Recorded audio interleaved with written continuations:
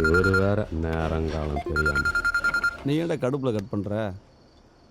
எப்போவுமே நமக்கு ஃபோன் பண்ணுறது டென்ஷன் ஆகணும், நம்ம டென்ஷன் ஆகக்கூடாது. முக்கியமாக இந்த மாதிரி படம் பார்க்கும்போது ஃபோனே எடுக்கக்கூடாது.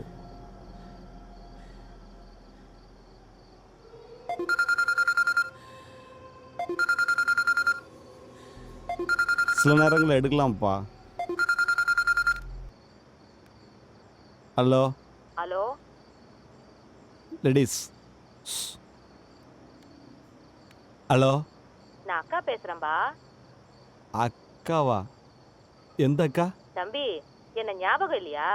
நான் பருத்திப்பால் பார்வதி பேசுறேன். பருத்திப்பால் பார்வதி அக்காவா? அக்கா நல்லா இருக்கீங்களா? நல்லா இருக்கேன். சரிக்கா சரிக்கா, சொல்லுங்கக்கா. உங்க பாலை குடிச்சாக்க நான் வளர்ந்தேன்.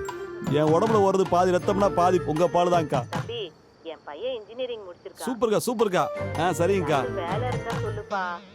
என்னக்கா, நான் ஃபேக்டரியா வச்சு நடத்துறேன். நானே புரோட்டா மாஸ்டரா வேலை பார்த்துட்டு இருக்கேன். தெரியும்பா, அது தெரிஞ்சுதான் உனக்கு போன் பண்ணேன். வேற எந்த வேலைக்கு போனாலும் மாசம் 20,000 தான் தரான். சரி. ஆனா உன் பரோட்டா மாஸ்டர் வேலைக்கு தான் தினமும் 1000 ரூபாய் தராங்க. மாசம் 30,000 ரூபாய், 10,000 கூட வருது. அதான் என் பையனை பரோட்டா மாஸ்டர் ஆகலாம்னு முடிவு பண்ணிருக்கேன். அக்கா, நான் ஒரு மீட்டிங்ல இருக்கேன். 20-30 பேர் வெயிட்டிங்ல இருக்காங்க. நான் அப்புறம் பேசுறேன்க்கா. சரி தம்பி, நாளைக்கு பையனை கடைக்கு அனுப்புறேன்.